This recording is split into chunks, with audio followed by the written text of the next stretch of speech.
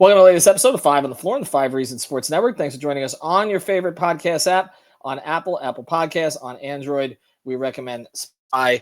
Also check out the 5 Reasons YouTube channel. Also check out Off the Floor. That's our Discord server. That's $2.99 per month. Link right here in the description. You'll bypass the Apple upcharge. You get access to the most heat anywhere, the most heat information and conversation. It's Off the Floor. Also, PrizePicks. Use that code 5 FIVE. You now got $50 in free lineups. It'll be on the Explore page. Play your $5. You get your $50 to play right away on those lineups that you choose. Again, go to PrizePicks.com. Use the code FIVE. And now, today's episode. Uh-oh. Yeah. It's Mercy. Music by Mercy again. Heat Nation, we the culture. Yo, I need you to call timeout. Need Brady to set the floor plan. Tropical blanket, open for the shot. Yo, Greg, set the pick. Still 5 on the floor, still ride for my dog. Still battle on the court, still survive in the war. Keep your eye on the ball, or get burned from the keep this mic off the wall without turning the cheek. From night to day, no sleeping paths or allowed to mornings. The nut is sleeping us, never catch us snoring. Live from Miami, report in the heat with 5 Reasons Sports from the courts to the streets. Yeah, Wake County, Heat Nation, we say it proudly.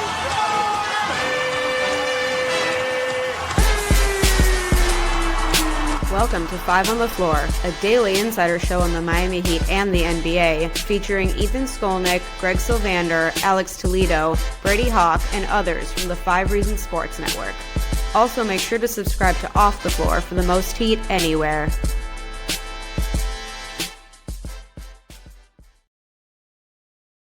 Five on the Floor. Here's today's floor plan. I'm Ethan Skolnick. You can follow me at Ethan J. Skolnick on 5 Reasons Sports. Also, you can follow a new account, Heat Magic on SI. That's a new Twitter account, Heat Magic on SI. Some of you might follow that already because I repurposed something else, something sneaky that I do. But check it out. We added a few hundred followers today. That's where we're going to be putting the content from the Sports Illustrated sites, the Heat and the Magic, managing both of them, and a lot of 5 Reasons Sports folks are going to be on there. One story that I wrote for there today, because this caught my eye, there was a tweet from Basketball Forever, and this came in from a Bill Simmons, I assume, podcast. Bill Simmons, of course, he of The Ringer, prolific basketball writer back in the day, now provocateur.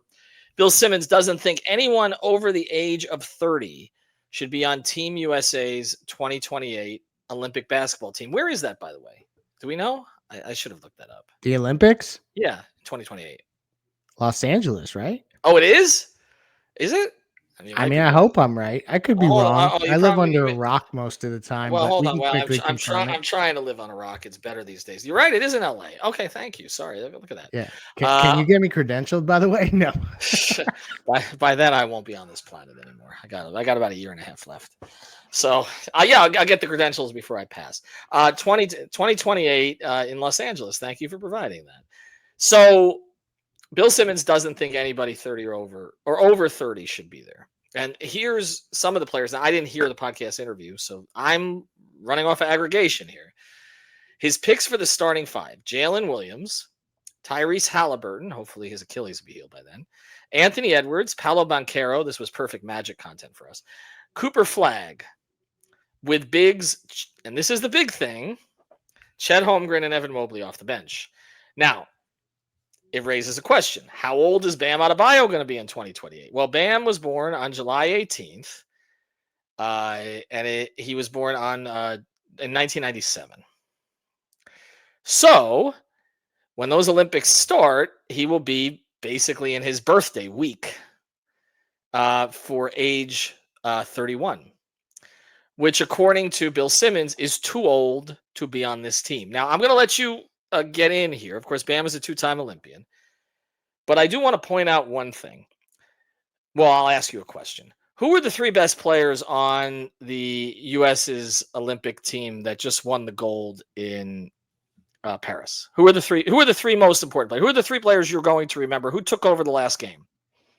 My answers are going to basically show why Bill Simmons' sentiment to have all young players there or under 30 is bogus because it was about LeBron, it was about KD, and it was ultimately about Steph Curry in that final game. And hint, none of those guys are under 30 anymore. So I think that the idea that there wouldn't be just naturally elder statesmen that kind of grow with a program, like that's the whole point of them having that pool of players that comes back and works together, is that you're not going to have all young players or something like that. So I think this is like how, I mean, we're guilty of it too. Sometimes you have to fill content. And so this is an interesting theory of trying to redo something, but it's overthinking it. To me, the best players are going to be there. And from the bigs that he listed, Bam is usually one of the guys, because he doesn't need the ball a bunch, that he fits right in with all the stars that usually are taking all the shots. Yes, I'm glad that you mentioned those 3 players, because those were the 3 most important players on that team. And by the way, it wasn't effing close. Okay, I mean, KD. Let's just go. First thing, LeBron was LeBron throughout the entire thing, and LeBron is 40, so he's not just over 30. He's 40. I know not everybody is LeBron, but okay. And Steph and KD, they're not just over 30. They're on the other side of that, closer to 40 than they are to 30 at this point. And yes, they're the reasons they won. They don't win the gold medal without, if they don't have one of those 3 guys, if they, in other words, they have 2 but not 3, they probably don't win the gold. So everyone thought Anthony Edwards was going to make this huge leap and be like the alpha of the group. I remember there were conversations like that, and it showed you very quickly that these guys just, there was a pecking order. I mean, Anthony Edwards openly says Kevin Durant's his favorite player of all time. So I just think that that's it's unrealistic to think that they're not going to send some guys that are a bit older.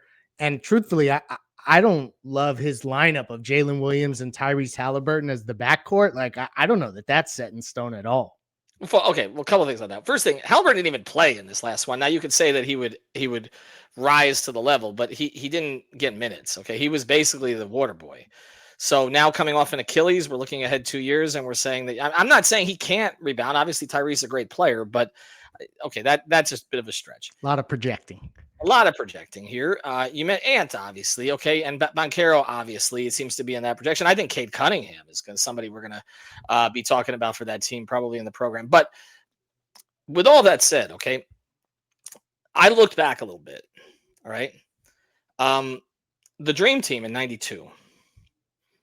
Now, Bird had a bad back, but he was over 30. Magic was over 30.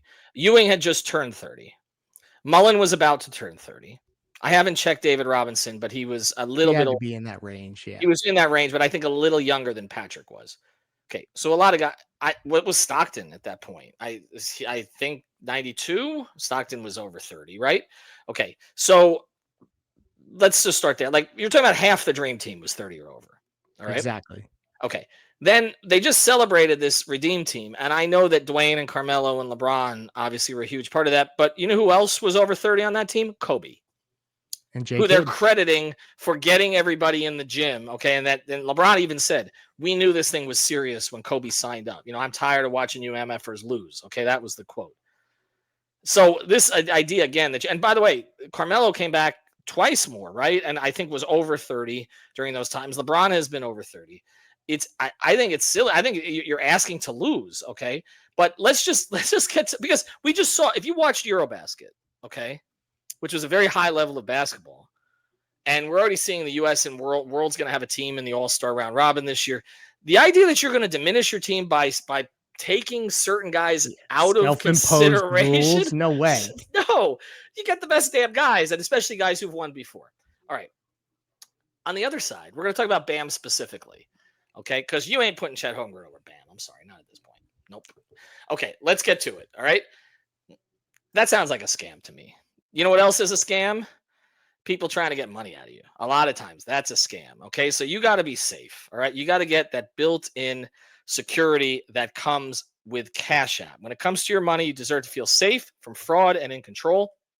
That's exactly what you can expect with Cash App. With Cash App, you can spend, save, and live your life knowing your money is right where you left it. With advanced built-in security, protections you can count on, and help when you need it. Spend with peace of mind today and order a Cash App card in the app or at cash.app/ card. And there's lots that you can do there. You can turn on security lock in your Cash App settings, keep your account and your information safer than ever. So much they can do for just security purposes with Cash App, beyond the fact that it's really, really easy to send money back and forth.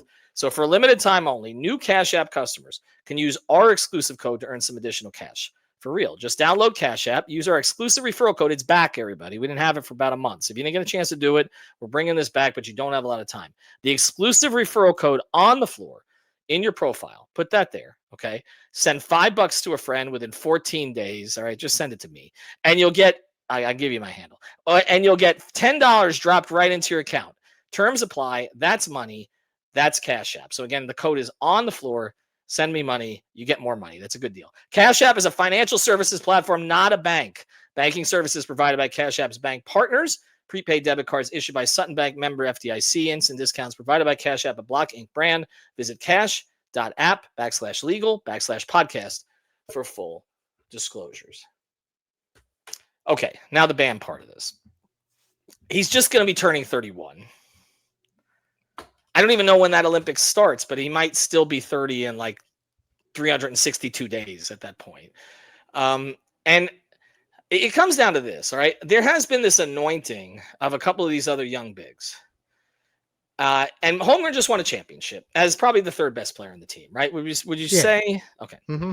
Jalen Williams probably the second best player on the team. Chet was probably the third best player. I don't even know. In some cases, Chet was the third most important. I felt like there were times Dort was. There were times Caruso was. They have a good team, okay? They also had the MVP. Sure. Right. Okay. And as far as Mobley goes, I always come back to this, and I Mobley just won Defensive Player of the Year, something that Bam has never won. Okay. I still believe that if you lined up 30 coaches and asked which of the two of them do you want to anchor your defense, not all of them, but I do believe at least a slight majority of them would pick Bam. Do you agree with that? Well, and to further illustrate, it doesn't matter if all 30 would. I think that the coaching staff of Team USA would. And it's been shown that like when they wanted to lean into a big, Bam usually found his way onto the court. Now, obviously they play like in lineups and in shifts and there's minutes and it's a different ball game there, but he's a perfect fit among these guys. He's going to have done it before. They're going to need vets like that. Cause I don't know that. I mean, is LeBron really going to play in 2028? So I think that maybe it's a shame that Bam hasn't won a Defensive Player of the Year when he is regarded as such a great defender. Hopefully this will be the year. But because Evan Mobley now he has an accolade that Bam doesn't have. There's a couple other guys that have gotten them throughout the years that I wouldn't personally take over Bam. And I think most coaches would feel that way, but Spoelstra would feel that way too. Right. And he's going to be part of that coaching staff, as we know. So, and, has a voice in the program. But the other part about Mobley is, and look, Mobley has an offensive skill set that really Cleveland should lean into more, but they won a lot of games last year. Mobley hasn't really shown up offensively in the playoffs, actually. But again, there's been times we've questioned Bam on offense. But you mentioned the shifts thing when it comes to Bam. That second unit that Team USA was playing was more effective than their first unit for a period of time. Again, until Durant until they kind of got going. And by the way, I think the Bill Simmons thing with not playing guys over 30 is because he's probably still bitter that Durant moved right ahead of Tatum and shelved Tatum all the way to the back of the bench. Because that's what happened. Okay. Durant was coming back from injury and just moved right ahead of Tatum because he's better than Tatum. And he's always been better than Tatum. And even in 2 years, he'll be better than Tatum. Sorry, that's my anti-Tatum bias. But maybe that's a little strong. I don't know. Well, I mean, by then he'll be with the Heat, right? Because that's every 2 years out. And then the 2 culture years away from, obviously will elevate him, right? Right. Age 48 when they finally get him. But that may play into some of this. But they also played Bam a lot with those three. And that they don't have to think about it. That's what's great about Bam with them is that they could just slot him in wherever and he fits seamlessly. They don't have to run plays for him.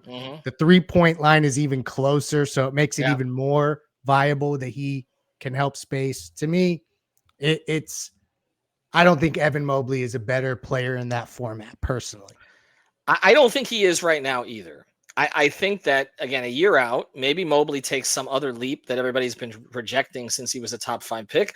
And maybe Chet does too. But I don't know. There are some games, man, that Chet just gets pushed around. And is Chet gonna guard Joker? Is that what we're doing against them? Like, come on. He'll like, break him in half. I mean, that's so I'm not saying that Bam is heads and tails a better player than those two. That's not what I'm saying. But I think the point that we're getting at here, I know you are. The point that we're getting at is that he fits this format. They already know that. The coaching staff is familiar with him. And the fact that he may be a couple of days away from 31 or a couple days into 31 is a very stupid reason to keep him off the team, especially when he has experience and it can help bring some of the young guys along. And by the way, yes, I have a bias in this because the Heat need him in Los Angeles to go recruit other guys. Okay, right? So you need him on that team. That's how this starts. The next cycle, right? That's exactly right. The next cycle of false hope. We're going to start it in Los Angeles, where I didn't even know that the Olympics were in 2028, but apparently you're getting credentialed after I'm dead. And look, that's what we want here. We want Bam on that team. And I would be very surprised if he's not on that team, if he wants to be on that team, right? Like that's unless there's some sort of injury or extenuating circumstance that makes him, maybe if he battled a couple injuries leading up to it and he wants to take care of his body to prioritize the season. But also, those guys really value the Olympic team. Like that group that just won, that was a unique experience. And I think that guys really are going to value that going forward. I know that he said it was his last, but if Steph Curry asked to be on that team, do you say you're not on that team because you're 38? Come on. Let Bill tell him that. Yeah, exactly. All right, so that's it. We got 17 minutes out of that. Stupid suggestion by Bill Simmons. That's it. You can quote me on that. Bam, we're going to get you on that team because you belong on that team. Better question is, do they need a shooter? Tyler's going to be 28. Ooh, add it to the resume. That's right. It's going to cost more, Pat. No, by then it will have already cost more. Right? Because that's some extension will kick in, whether it's here or somewhere else. All right. Thanks to our sponsors, PrizePicks. Use the code 5FIVE. CASHAPP, use the code on the floor. We're going to be finishing the State of the Heat series with my word. I have a word. I have not revealed it to my co-host. The State of the Heat is blank. I reviewed all of the other words and then forgotten them. But I do have a word. Yours was crossroads. I do. Major was mediocre. Eternals was. What was it? Oh, Heart. The Heart. It was also, we could get a Kendrick album in the headline, in the title. I have a word for everybody, and I'll give it to you guys on the next episode. Have a good one. Thank you for listening to the 5 on the Floor on the 5 Reasons Sports Network. After all, someone needs to listen to my dad.